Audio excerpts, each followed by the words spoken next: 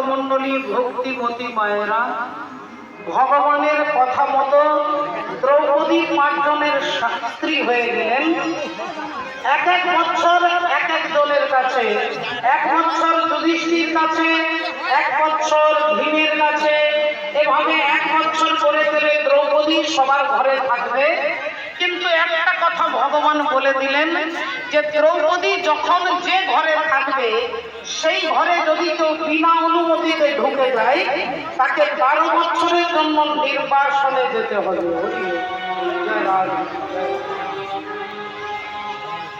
জয় রাধে। 1 বছর করে সবার ঘরে